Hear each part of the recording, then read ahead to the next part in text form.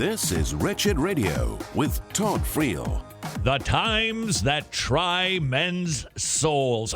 I'm sorry, and I mean women's souls too. This is Wretched Radio. This is an era that demands a Christian think very carefully about the issues du jour, which are also the issues of the day. What are our emotions as we navigate through the new choppy waters of postmodernism, post-Christianity, post-truth, and frankly, post-reality? It ain't easy. Dr. Seuss might be able to help. I mean, if we can still find a copy of one of his books. No doubt you've heard the story that the publisher, or at least the business behind the Dr. Seuss industry, who was the number 2 performing dead celebrity last year, right behind Michael Jackson. Oh, man. What happened to Elvis being up there? Nevertheless, Dr. Seuss, I think, generated about $33 million last year in book sales. That's big these days because books ain't selling so much. Nevertheless, his business decided there are 6 of his works that should be canceled. In other words, they canceled themselves. There was pressure from the outside. There have been new academicians who have been studying Dr. Seuss. I didn't know it became a field of study, but you've got French female poetry from 1780 to 1790 degrees, so why not a study of Dr. Seuss? And people have been claiming some of his works are racist, which is very fascinating in and of itself. Why? Because Dr. Seuss, no doubt, in his era was not racist. He wasn't. He actually wrote books encouraging kids to not judge people by the color of their skin. And it wasn't all that subtle. He wrote books that were pretty clear. We love people because they're just people, not because of what they have on the outside of them. And so I don't think that it's fair to say that the man was a racist then. In fact, he was pretty cutting edge, not racist. Nevertheless, today he's deemed racist because of some of the ways that he portrayed Asian people and black people. Now, was he being racist? I don't think that was his heart, but at the time, it was appropriate to make drawings that looked like that today we look at and go, not so good. And that leads us to the challenge of how we think about what Dr. Seuss basically did to himself. He canceled himself. Do you have a problem with that? And I'll bet the answer is, well, because there should be something inside of the Christian heart that says, if it is indeed offensive to people today. In fact, I'll even go a step further. For a Christian, even if it is offending people, even though it shouldn't, and I'm not saying that is or isn't the case, but even though it shouldn't, you deem, well, that's not offensive, but people are finding it offensive, and it actually hurts their feelings. As a Christian, we should go, then pull it. Then good. Don't distribute that. Fine by me, because as a Christian, I don't want people to feel bad. On the other hand, we know what's afoot here. We know what's going on.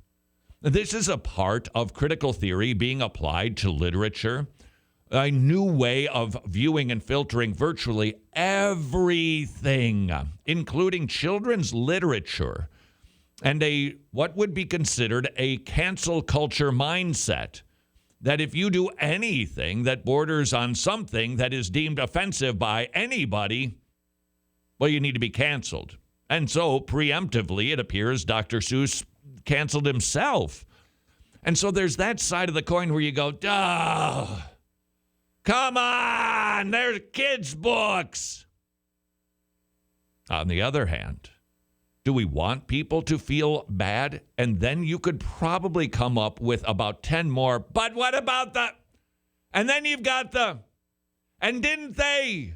And you have all kinds of swirling emotions going on. And that is why these are the times that can try the Christian's emotions. How do I think about this issue? I don't think it should be a black or white issue. No pun intended. It shouldn't be that clear-cut for us. And my thinking on this subject is that far too often these days, we want it to be that, because we will see that this is nothing more than critical theory again, and what a disastrous impact that has, and how it doesn't afford any nuance, any understanding of history, the times. It doesn't demand any study about Dr. Seuss himself. Was the guy really racist? Tucker Carlson had an interesting observation. He said he wasn't a racist. He was a preachy liberal. There were several of his books that were clearly anti-racist. And his hot take on the hot subject of the day was the reason that Dr. Seuss is being canceled, although, again, he canceled himself, isn't because these particular books are actually racist. It is because Dr. Seuss wrote so many books that weren't racist that they don't want people reading those books to realize, whoa, back in the 50s, 60s, there was a different America. They actually weren't racist. They were looking at the consistency of somebody's character as opposed to just what they look like on the outside. It wasn't about the color of skin. It was the content of character that was of concern, and they don't want people knowing that's how we used to think. Maybe. But it doesn't seem, though, that those books were actually canceled. Jimmy, yes, you're still a big fan of Dr. Seuss. I just caught you reading one the other day. Yeah, right? Huge. Yeah. One fish, two fish, blue fish. Okay. I don't know what you're talking about. We were never Dr. Seuss fans in our home. I don't know why, but those were just not the, Ferdinand the Bull was big. That book I remember. I do not remember reading a whole lot of Dr. Seuss. The name of they're like these pear-shaped characters with stars on the outside of them. What one is that called? And they've had silly names like the Squeebles or the Squeechers or what have you. I remember the Cat in the Hat, Green Eggs, and Ham. Okay. It was the same sing-songy book. Right. But these were characters. They didn't look human. They had little stars on the outside. And finally they figured out, hey, we're being mean toward one another because somebody has a star, their star is placed there, and we shouldn't be doing that because we're all just Squeebles on the inside or whatever they were. Okay, that was good stuff. Teaching kids to not judge based on the color of their skin is what he was saying. I don't think that book was canceled. And so I'm not sure Tucker's analysis is right. Maybe it is, maybe it isn't. But all of these observations are put in front of us, and we are told to really be incensed about it. And there are things that are incendiary.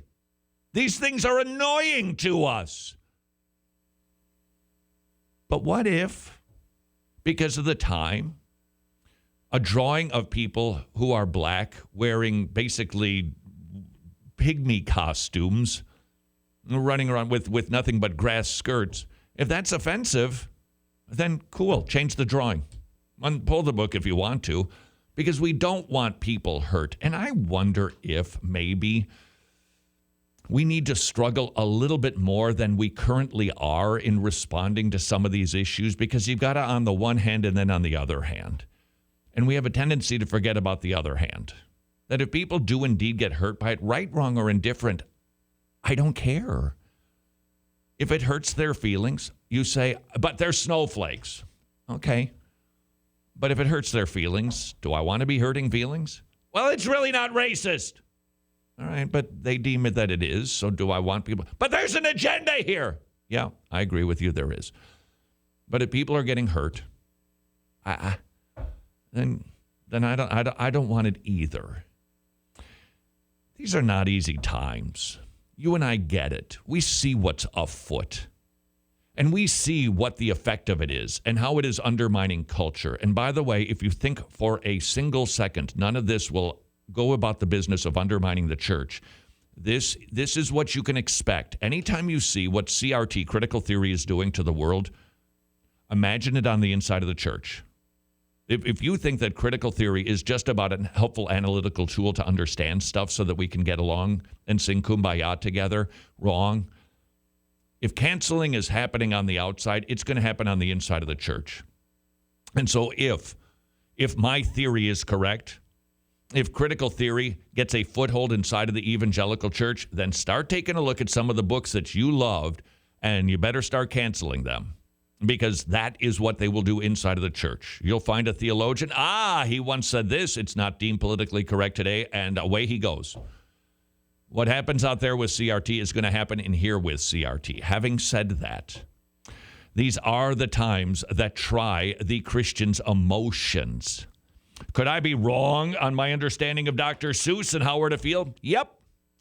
So now you got to wrestle with how you're going to feel about me for maybe feeling that we are not feeling the right things.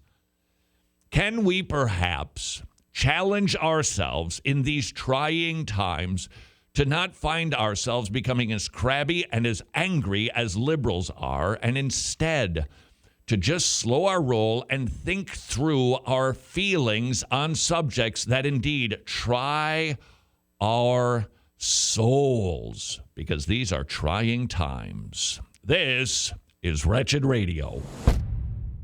Bailiff, please have the witness put the right hand on the Bible and administer the oath. Oh, the Bible, which actually says our yea should be yea and our nay should be nay.